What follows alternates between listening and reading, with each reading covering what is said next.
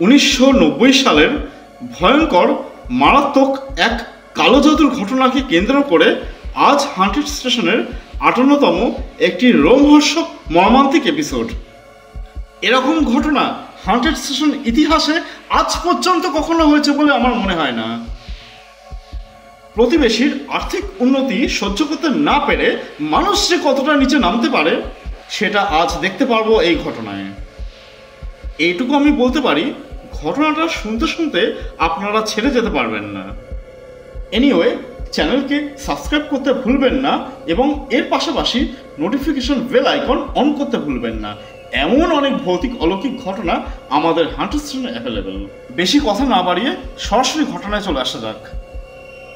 ঘটনাটি আমাকে লিখে পাঠিয়েছেন বাঁকুড়া জেলা থেকে ওম সাহা, যিনি ব্যাংকে সার্ভিস করেন। ঠিক যেভাবে লিখে পাঠিয়েছেন সেভাবেই পড়ে শোনাচ্ছি। ঘটনাটি আমার মামার বাড়ির ঘটনা। আমার মারা 5 ভাই বোন। আমার মা, আমার 2 মাসি আর 2 মামা। পুরুলিয়া জেলার একটি গ্রামে আমার মার বাড়ি। তা ঘটনাটি যে সময়ের ঘটনা, সেই সময় ওই বাড়িতে থাকতেন আমার দিদা, আমার 2 মামা ও 2 মামি। আমার বড় মামার 2 ছেলে 1 মেয়ে আর ছোট মামার 1 ছেলে 1 মেয়ে। আমার বড় মামার বড় ছেলের নাম আশিস। ঘটনাটি আশিস তাকে কেন্দ্র করে। ঘটনাটি 1990 সালের। আশিস তার বয়স তখন 17 বছর। বয়স কম হওয়ার দরুন আশিস তা খুব ছটপটে টাইপের ছিল।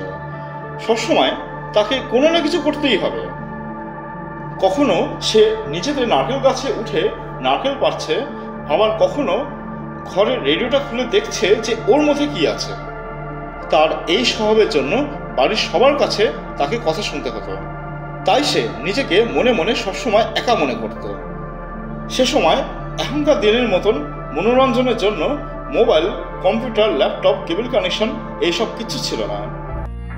একদিন সে রাস্তা থেকে একটি কুকুর তুলে নিয়ে আসে। তার নাম দেয় টাইগার। কুকুরটাকে সে নিজের আত্মরক্ষার জন্য নিয়ে এসেছিল। কিন্তু এই টাইগারের যে কি অবস্থা ছিল কি বলবো।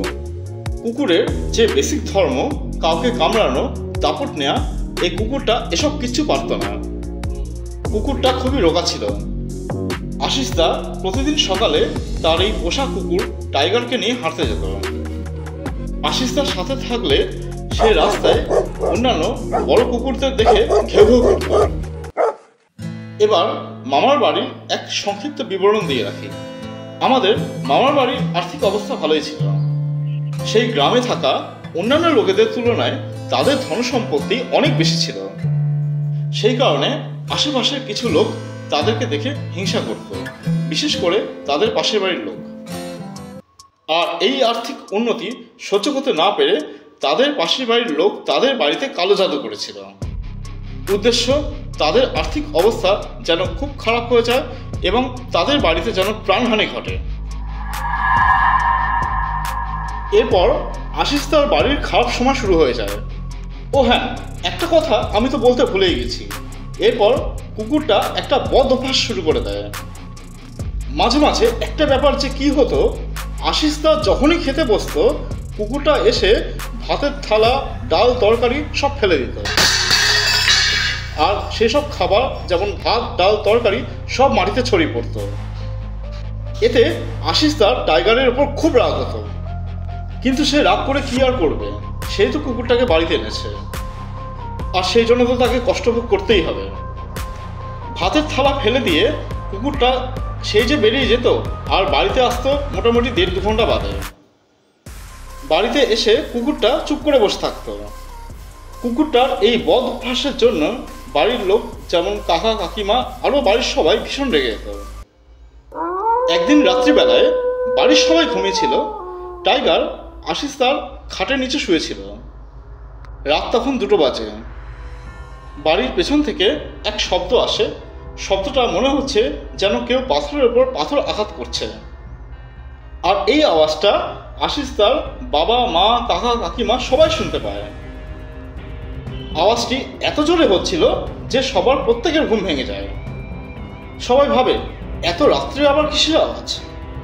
বড় মামা অর্থাৎ আশিস তার বাবা আশিস তাকে বলে, এই এটা কিসের আওয়াজ, যা একবার দেখে আয় তো, যদি কোনো পশু থাকে তাহলে তাড়িয়ে আয়। আশিস দা তখন হাতে একটা টর্চ লাইট নিয়ে বাড়ির পিছনের দিকে যায়, সাথে প্রোটেকশনের জন্য সে টাইগারকেও নিয়ে যায়। কিছু দূর যাওয়ার পর দেখতে পায় বাড়ির পিছন দিকে একটা লোক, তার বয়স মোটামুটি 45-50-এর মধ্যে হবে। সে দাঁড়িয়ে কিছু যেন একটা করছিল, চাঁদের আলোয় এটা যেন স্পষ্ট বোঝা গেল। আশিস দা তার দিকে এগোতে থাকে, টাইগার তার পিছন পিছন যাচ্ছে। আশিস দা যেই লোকটার কাছে পৌঁছালো এবং পৌঁছানো মাত্র লোকটার কাঁধে হাত রাখে আর বলল, কে তুমি, এখানে কি করছো? সঙ্গে সঙ্গে সে আশিস দার দিকে ঘুরে তাকালো। আশিস দা তখন যা দেখলো,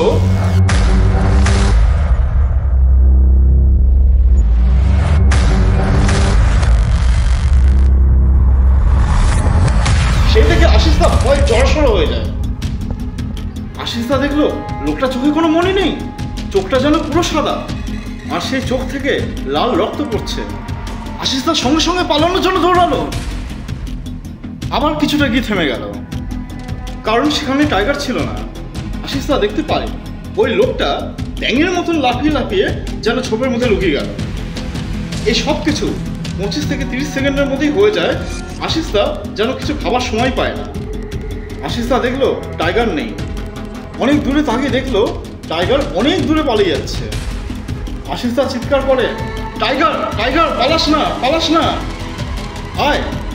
কুকুরটা আশিস দার দিকে ঘুরে তাকালো এবং দূরে পালিয়ে গেল। আশিস দা টাইগারের উপর এতই রেগে গিয়েছিল যে সে ভয়কে ভুলে গিয়ে 5 মিনিট সেখানেই দাঁড়িয়েছিল। আমি থাকলে সেই ভয়ঙ্কর লোকটাকে দেখার পর সেখানে মোটেই থাকতাম না। এরপর ঘরের মধ্যে ঢুকে আশিস দা টাইগারের আসার অপেক্ষা করতে থাকে।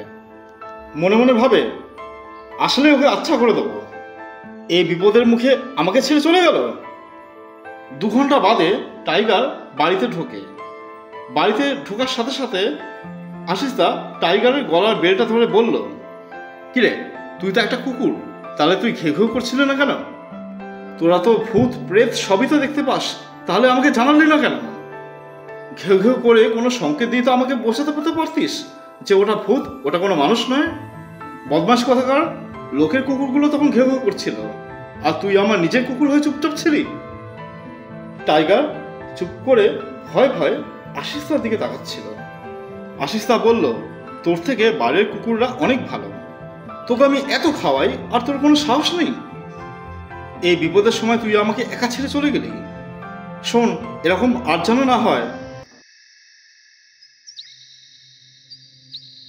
এরপর সকাল হলো, আশিস দা খেতে বসেছে। টাইগার এলো। টাইগার এসে আশিস দা খাবার দাবার সব ফেলে আবার পালিয়ে গেল। আশিস দা টাইগারের উপর অনেক রেগে গেল, কিন্তু সে কি করবে, সে তো কুকুরটাকে অনেক ভালোবাসে। এরপর রাত হলো। রাত্রে আশিস দার হঠাৎ ঘুম ভাঙল। এরপর আশিস দা দেখলো টাইগার আশিস দার পাশে খাটের পাশে শুয়ে নেই, বরং উপরে ছাদের ওখান থেকে টাইগারের ঘেউ ঘেউ আওয়াজ আসছে। আশিস দা দৌড়ে ছাদে গেল, গিয়ে দেখে একটা হলুদ রঙের কাপড় ছিল, সেই কাপড়টা টাইগার মুখে নিয়ে গোল গোল করে ঘোরাচ্ছিল। আশিস দা কাপড়টা খুলে দেখে কাপড়টা রক্তে মাখা। আশিস দা চিৎকার করে। আশিস দার চিৎকারে বাড়ির সবাই ছাদে চলে আসে। টাইগার আশিস দার প্যান্ট কামড়ে ধরে টানতে টানতে উপরে ছাদের দিকে নিয়ে যায়। সেখানে গিয়ে সবাই দেখতে পায় 3টে খরগোশ ছাদের মধ্যে মৃত অবস্থায় পড়ে আছে। দেখে মনে হচ্ছে কেউ যেন সবে সবে তাদেরকে কেটে ফেলেছে। ওইসব কিছু দেখে সবাই ভীষণ চিন্তায় পড়ে যায়, তাদের সাথে এসব কি হচ্ছে। সবসময় বাড়ির সবাই এই ব্যাপারটা নিয়ে আলোচনা করতে থাকে, কারণ মনে মনে সবাই যেন একটা শকের মধ্যে চলে যায়। পরের দিন টাইগার আবার আশিস দার খাবার ফেলে পালিয়ে যায়। টাইগার যখনই আশিস দার খাবার ফেলে পালিয়ে যায়, মোটামুটি 1.5-2 ঘন্টা পর বাড়িতে আসে। কিন্তু সেদিন যে কি হলো, টাইগার বাড়িতে আর এলো না। বিকেল হয়ে গেল, সবাই তাকে খুঁজতে শুরু করলো। রাত 10টা নাগাদ টাইগার বাড়িতে আসে। সে খুব ভয় পাচ্ছিল। সবাই ভাবে কি ব্যাপার, টাইগার এত ভয় কেন পাচ্ছে। তারপর সবাই ব্যাপারটাকে ইগনোর করে। রাতে আবার সবাই যে যার মতন ঘুমিয়ে পড়ে। হঠাৎ রাত 2টোর সময় টাইগার আবার ঘেউ ঘেউ করতে শুরু করে। সবাই উঠে পড়ে।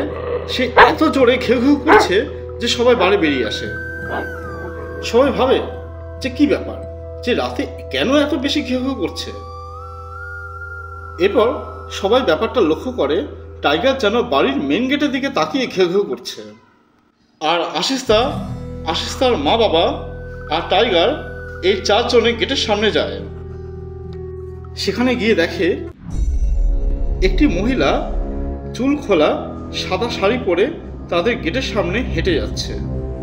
কি ভয়ঙ্কর দেখতে এই মহিলাকে তারা কখনোই দেখেনি।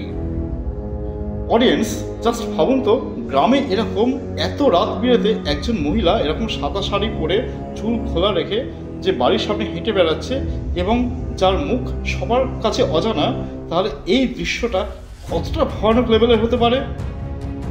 চেঁচামেচি তো দূরের কথা, ভয়ে তাদের মুখ থেকে একটা শব্দও বেরোচ্ছে না। মহিলাটি যখন অদৃশ্য হলো, ভয়ে তারা ঘরের মধ্যে ঢুকে হনুমান চালিসা পাঠ করতে শুরু করে দেয়। বাড়ির সবাই বুঝতে পারে এটা কোনো স্বাভাবিক ব্যাপার নয়, কিন্তু তারা কি করবে কিছুই বুঝতে পারছে না।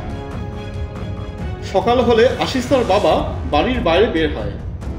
বাড়ির বাইরে গিয়ে আশিস্তার বাবা দেখে তাদের বাড়ির দেওয়ালে কারোর পায়ের ছাপ, তাও আবার সেটা রক্তে মাখা।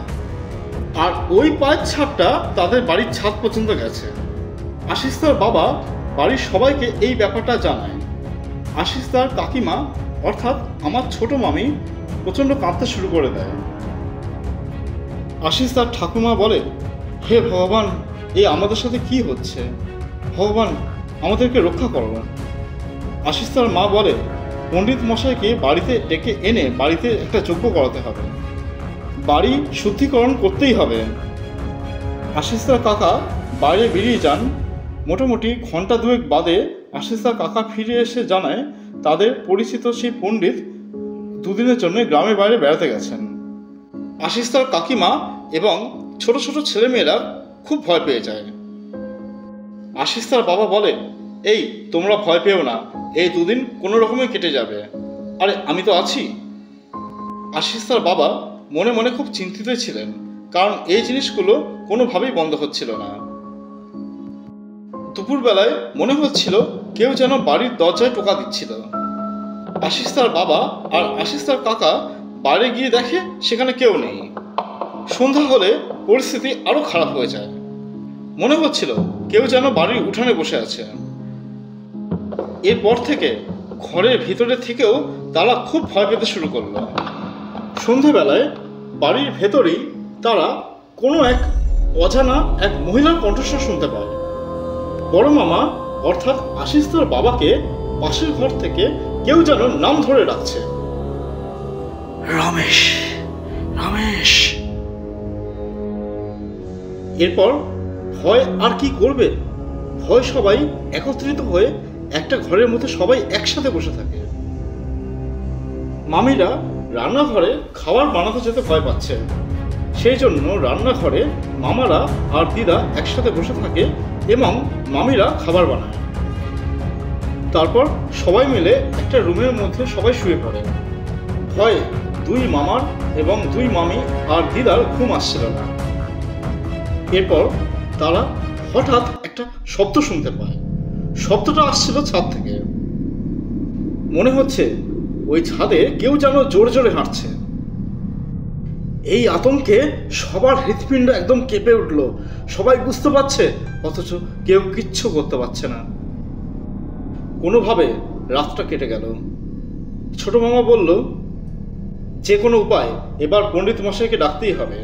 সকাল হলে আশিস্তার কাকা পণ্ডিত মশাইয়ের খোঁজে বেরিয়ে যান, কিন্তু পণ্ডিত মশাইকে পায় না। হতাশ হয়ে বাড়িতে ফেরে। আশিস্তার মা আশিস্তার কাকাকে দেখে বুঝতে পারেন যে পণ্ডিত মশাইয়ের উনি খোঁজ পাননি। আশিস্তার মা বলে, দেখো ভাই, তুমি চিন্তা করো না, শুধু আজকে দিনেই তো ব্যাপার। আশিসদার কাকা বলে, বৌদি আমি নিজের জন্য চিন্তা করছি না, যেন বাচ্চাদের যেন কোনো ক্ষতি না হয়। আশিসদার মা বলে, না না, কোনো ক্ষতি হবে না, আমার বিশ্বাস আছে মা কালী আমাদের পাশেই আছেন। এরপর সন্ধ্যা হয়। সন্ধ্যায় আশিসদার মা হাতে প্রদীপ নিয়ে উঠানে সন্ধ্যার প্রদীপ দিতে যান। হঠাৎ তিনি দেখতে পান তাদের বাড়ির সামনে একটি জাম গাছ আছে, আর সেই জাম গাছে কি যেন একটা অদ্ভুত এক প্রাণী বসে আছে। এই সন্ধ্যাবেলায় সেটা অস্পষ্টভাবে বোঝা যাচ্ছে, কিন্তু সেটা আদৌ কি পশু না কোনো মানুষ সেটা একদম স্পষ্টভাবে বোঝা যাচ্ছে না। তবে সেটা যে মাথা নেড়া এটা স্পষ্ট বোঝা যাচ্ছে। অদ্ভুত বিষয়ে সে কোনো বস্ত্র ধারণ করেনি, আর তাদের বাড়ির দিকে এক দৃষ্টিতে তাকিয়ে বসেছিল। এটা দেখে আশিসদার মা এক দৌড়ে বাড়ির ভেতরে ঢোকে আর আশিসদার বাবাকে বলেন, না আর সহ্য হচ্ছে না, পণ্ডিত মশাইকে ডাকতেই হবে। তুমি যাও, পণ্ডিত মশাইকে এক্ষুনি ডেকে নিয়ে আসো। আশিসদার বাবা বলে, কি বলছো তুমি? আমি যদি বাড়ির বাইরে বেরোই আর ওইটা যদি আমার গায়ে এসে পড়ে তাহলে কি হবে? তার মা হতাশ হয়ে বসে পড়ে। বাড়ির সবাই ওই প্রাণীটার দিকে খুব অবাক হয়ে তাকায়। বেশিরভাগ ক্ষেত্রে কি হয়, কেউ যদি কোনো ভূত বা আত্মাকে দেখতে পায় এবং সে যদি অন্য কাউকে ডেকে নিয়ে আসে তাকে দেখার জন্য, তাহলে সেই দ্বিতীয় ব্যক্তিটি সেই ভূতকে আর দেখতে পায় না। কিন্তু এই ক্ষেত্রে তা হয়নি। তাদের বাড়ির সবাই ওই ভূতটার দিকে তাকায় এবং তারা সবাই সেটিকে দেখতেও পায়। সেই প্রাণীটি তাদের বাড়ির দিকে এক দৃষ্টিতে তাকিয়েছিল। সেই সময় ওই প্রাণীটিকে দেখে টাইগার জোরে জোরে ঘেউ ঘেউ করতে আরম্ভ করল। আশিসদা তখনই তার মুখ চেপে ধরে আর বলে, আরে তুই এটা কি করছিস? ও হয়তো আমাদেরকে দেখতে পাচ্ছে না, কিন্তু তোর জন্য তো ও আমাদেরকে দেখে ফেলবে। ও তো আমাদের সবাইকে এক্ষুনি মেরে ফেলবে। যখন ঘেউ ঘেউ করার দরকার ছিল তখন তো করলি না, এখন চুপ কর। এরপর তারা সবাই বাঁচার জন্য একত্রিত হয়ে গায়ত্রীর মন্ত্র উচ্চারণ করতে শুরু করে। এইভাবে তারা সবাই একত্রিত হয়ে গায়ত্রীর মন্ত্র উচ্চারণ করেন। সেই রাতটা ভালোভাবেই কেটে যায়। পরের দিন পণ্ডিত মশাই এলেন, এসে বাড়ি শুদ্ধিকরণ করলেন। বাড়িতে যজ্ঞ হয়। এরপর পণ্ডিত মশাই চারিদিক থেকে বাড়িটিকে বন্ধন করে দেন, যেন কোনো খারাপ জিনিস প্রবেশ করে তাদের বাড়িতে কোনো ক্ষতি না করতে পারে। পণ্ডিত মশাই বলেন, এবার আপনাদের বাড়িটা পুরো পবিত্র হয়ে গেছে, আর কোনো ভয় নেই। এরপর 15 দিন হয়ে যায়, সব কিছু স্বাভাবিক হয়ে গেছে।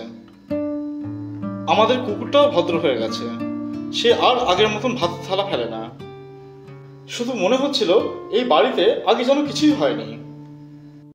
এই 15 দিন সব কিছু ঠিকঠাক ছিল, কিন্তু এই 15 দিন পর যে কি হয়, টাইগার আবার ভাতের থালা ফেলে দেয়। কিন্তু এবার যে থালাটা ফেলে দেয় সেই থালাটা ছিল আশিসদার বাবার থালা। আশিসদার বাবা খেতে বসেছে আর টাইগার এসে আশিসদার বাবার খাবারের থালা ফেলে দিল। এইটা দেখে আশিসদা খুব রেগে যায়। থালা ফেলে 2 ঘন্টা পর যখন টাইগার বাড়িতে আসে, আশিসদা এতটাই রেগে যায় এবং রেগে গিয়ে তাকে মারতেও যায়।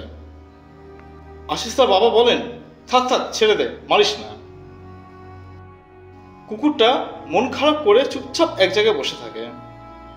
আশিসদা বলে, কুকুরটা খুব বদমাশ হয়ে গেছে, এতদিন পর্যন্ত আমার থালা ফেলতো আর এখন বাবার থালা ফেলে দিচ্ছে, এগুলো কি সহ্য করা যায়?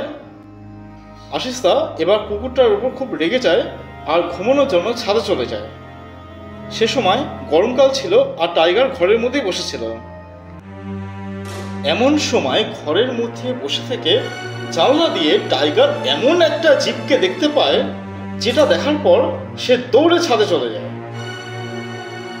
আশিসদা কুকুরটাকে নিয়েই ভাবছিল এতক্ষণে তার রাগ কমে গেছে। সে ভাবতে থাকে, আজকে আমি টাইগারকে খুব বকে দিয়েছি, যাই তাকে গিয়ে আদর করতে হবে। আশিসদা উঠে দাঁড়িয়ে পড়ে। সে সময় টাইগার দৌড়ে আশিসদার দিকে আসতে থাকে। টাইগারকে দেখে আশিসদা বলল, ও আমার টাইগার চলে এসছে। টাইগার আশিস্তার পাশ দিয়ে লাফিয়ে যায়। টাইগার কেন নিচ থেকে উপরে দৌড়ে এলো এর পেছনে কিন্তু একটা কারণ আছে। টাইগার যখন নিচের ঘরে ছিল তখন সে একটা এন্টিটিকে উড়ে উড়ে আসতে দেখে, যেটা ছাদের দিকে যাচ্ছিল যেখানে আশিস্তা শুয়েছিল। আসলে ওটা কি ছিল তা এখন আমি জানব। মামার বাড়িতে যারা কালো জাদু করেছিল তারা অনেক চেষ্টা করেছিল তাদের ধ্বংস করতে, তাদের প্রাণহানি করতে, কিন্তু পণ্ডিত মশাই সব কিছু ঠিক করে দেয়, যার জন্য তাদের বাড়িতে কারোর কোনো ক্ষতি হয়নি। প্রতিবেশীদের এত সব চেষ্টা বিফলে চলে যায়। এরপর সেই প্রতিবেশী এমন এক তান্ত্রিকের কাছে যায় যে এক বড় শক্তিশালী তান্ত্রিক। কালো বিদ্যা দ্বারা সেই তান্ত্রিক মানুষের ক্ষতি করে টাকার বিনিময়ে। সেই তান্ত্রিক এমন এক এন্টিটিকে তাদের বাড়িতে পাঠিয়েছিল যে সে পণ্ডিত মশাইয়ের বন্ধনকে ভেঙে বাড়ির ছাদে প্রবেশ করে। সেই তান্ত্রিকটা এমন ব্যবস্থা করেছিল যে সেই এন্টিটিটা পাখির রূপে এসে প্রথমে যার সামনে আসবে তার প্রাণ চলে যাবে, তাকে পুরো গ্রাস করে ফেলবে। সেই নেগেটিভ এনার্জিকে টাইগার যখন দেখে সে ছাদের উপর দিয়ে যাচ্ছে, তখন তার মনে পড়ে আশিস্তা ছাদে ঘুমোচ্ছে, তাই সে আশিস্তাকে বাঁচানোর জন্য তার সামনে চলে আসে। লাফিয়ে এসে সেই কালো শক্তির সামনে চলে আসে। আশিস্তা পিছনে ঘুরে যা দেখলো তা দেখে খুব অবাক হলো। আশিস্তা দেখে টাইগার ছাদ থেকে 2.5-3 ফুট উঁচুতে ঝুলছে। তাকে দেখে মনে হচ্ছে কেউ তার গলা চেপে ধরেছে। 3-4 সেকেন্ড সে মুখে আর্তনাদ করে এবং তারপর সে নিচে পড়ে যায়। এই দেখে আশিস্তা পুরো কেঁপে উঠল। সে টাইগারকে ধরে নাড়াতে শুরু করলো। Tiger, tiger! টাইগারের চোখ আর জিভ বেরিয়েছিল, সে একদম নাড়াচাড়া আর করছিল না। আশিস্তা তাকে নাড়া দিয়ে থাকে, তার দেহ থেকে প্রাণ বেরিয়ে গেছিল। হ্যাঁ, সেই সময় স্পটেই তার মৃত্যু ঘটেছিল। টাইগার ছাদে এসেছিল বলেই আজ আশিস্তা আমাদের মাঝে আছে, না হলে সেদিনই তার মৃত্যু ঘটত। টাইগার নিজে সেই কালো শক্তির সামনে চলে আসে, যেন সে নিজে মালিকের জন্য নিজের প্রাণ বিসর্জন দিয়ে দেয়। আশিস্তা কাঁদতে থাকে আর বলে, বাবা, আমার টাইগারকে বাঁচাও, বাবা, আমার টাইগারকে বাঁচাও। আশিস্তা পুরো ভেঙে পড়ে। সে সারা রাত টাইগারের দেহ নিয়ে বসেছিল। সকালে তাকে মাটিতে পুঁতে দেওয়া হয়। অনেক মাস ধরে আশিস্তা শোকের মধ্যে ছিল। আশিস্তার বাবা মা পণ্ডিত মশাইয়ের কাছে যান আর বলেন, আমার ছেলেকে বোঝান, সে একদম শোকে ডুবে গেছে। পণ্ডিত মশাই, আপনি দেখে বলুন আমাদের টাইগারের সাথে কি হয়েছিল, আর কেনই বা আমাদের বাড়িতে এত কিছু হলো। পণ্ডিত মশাই যা বললেন তা শুনে সবার চোখ জলে ভেসে যায়, সবার লোম গায়ে খাড়া হয়ে যায়। তাদের বাড়িতে প্রথম থেকেই যে অদ্ভুত অদ্ভুত ঘটনাগুলো ঘটছিল তার পুরো বর্ণনা দিয়ে পণ্ডিত মশাই জানায়। পণ্ডিত মশাই বলেন, প্রথমবার যখন পাথর পাথরে ঠোকা মারার আওয়াজ আসছিল, যখন আশিস্তা টাইগারকে নিয়ে বাড়ির পেছনে গিয়েছিল রাতের বেলায়, তখন টাইগার তাকে ছেড়ে দূরে পালিয়ে গিয়েছিল। সে এই কারণেই পালিয়ে যায়নি যে সে ভয় পেয়েছিল, সে পালিয়ে গিয়েছিল কারণ সেখানে তাদের প্রতিবেশী যে কালো জাদু করেছিল, একটি কাপড়ের মধ্যে লেবু, মানুষের মাথার চুল এইসব রেখেছিল। টাইগার সেইগুলোকে নিয়ে দূরে ফেলে দিয়েছিল, কারণ সে বুঝতে পেরেছিল যে এটা ক্ষতিকর জিনিস। সে এই কারণেই জিনিসটাকে দাঁতে করে নিয়ে গিয়েছিল, কারণ যাতে আশিস্তার কোনো ক্ষতি না হয়, আর যদি কোনো ক্ষতি হয় সেই ক্ষতিটা যেন তার নিজের হয়। সে সবসময় আশিস্তাকে রক্ষা করত। সব থেকে বেশি শকিং হতো এই জিনিসটা যে বাড়ির সবাই ভাবত ভাতের থালা ফেলে দেওয়া এটা টাইগারের বদ অভ্যাস, কিন্তু এটা তার ছিল না। সে এই কারণেই থালা ফেলত, প্রতিবেশীরা কালো জাদুর ফলস্বরূপ তাদের বাড়িতে এন্টিটি ছাড়ত। সেই এন্টিটি যেটা সেই খাবারকে দূষিত করে ফেলত। ওই খাবার খেলে আশিস তার মৃত্যুও হতে পারত। তাই সে খাবার ফেলে দিত। সেই নেগেটিভ এনার্জিকে টাইগার দেখতে পারত। সেই জন্য তাকে তাড়ানোর জন্য টাইগার তার পিছু পিছু চলে যেত। ভাতের থালা ফেলে সে 2 ঘন্টা পর বাড়িতে আসত। চোখের জলে তারা পণ্ডিত মশাইকে জিজ্ঞাসা করেন, বলুন পণ্ডিত মশাই, কে এই কাজটা করেছে? পণ্ডিত মশাই তাদেরকে দেখিয়ে দেন যে কে এই কাজটা করেছিল, অর্থাৎ কে কালো জাদু করেছিল। সব জানার পর আমার মামারা প্রচণ্ড রেগে যায়। তারা তাদের আত্মীয় স্বজনদের বাড়িতে ডাকে। সেখানে প্রতিবেশীদের সাথে মামাদের অনেক মারামারি এবং ঝামেলা হয়। আমার মামারা একটু ক্ষমতাশালী ছিল। আত্মীয় স্বজনরা তাদের সবাইকে মেরে অন্য গ্রামে পাঠিয়ে দেন। ভয়ঙ্কর কালো জাদু করার প্রতিবেশীরা তো অন্য জায়গায় স্থানান্তর হয়ে যায়, কিন্তু মনের মধ্যে সারা জীবনের জন্য একটা ব্যথা তো থেকেই যায়, যা সারা জীবন তাদের মন থেকে যাবে না। টাইগারের কথা তারা কোনো দিন ভুলতে পারবে না। দাদা, এই ছিল আমার ঘটনা। ঘটনাটা ভালো লেগে থাকলে আপনি অবশ্যই শোনাবেন। আপনার 100 সেশন যেন অনেক দূর এগিয়ে যায়, ঈশ্বরের কাছে এটাই প্রার্থনা করি। ওমদা, তোমাকে অসংখ্য ধন্যবাদ এরকম একটা মর্মান্তিক একটা ঘটনা আমাকে পাঠানোর জন্য। বন্ধুরা, তোমাদের বাড়িতে কি কুকুর আছে? তাহলে অবশ্যই কমেন্ট করে জানাবেন। সত্যি বন্ধুরা, ঘটনাটা বলতে গিয়ে আমার চোখে যেন জল চলে এসছে। আমরা রেগে গিয়ে কাউকে কুকুর বলি, কিন্তু এই কুকুরের মতন সৎ প্রাণী আর কোথাও নেই। সো বন্ধুরা, অবশ্যই কমেন্ট করে জানাবেন ঘটনাটা কেমন লাগলো। তোমরা কমেন্ট করলে পরবর্তী ঘটনা শোনাতে উৎসাহ পাব। বন্ধুরা, ঘটনাটা যদি সত্যি ভালো লেগে থাকে তাহলে বন্ধুদের সাথে অবশ্যই শেয়ার করবেন। ভালো থেকো সবাই। আচ্ছা, এবার আমরা চলে আসি গত সপ্তাহের লাস্ট এপিসোডের শাউট আউট পর্বে। গত সপ্তাহের লাস্ট এপিসোডে কমেন্ট করেছেন underground music movement, Sagarika Dutta, Manoj Karmakar, Pritam Das, shadow of game, Kohina Das, Alpana Chakraborty, Usha Chowdhury, Mousumi Pal, Sukhen Dutta, Pritam Roy, Raatpori, Anik Mondal. প্রত্যেককে অসংখ্য ধন্যবাদ এইভাবে পাশে থাকার জন্য।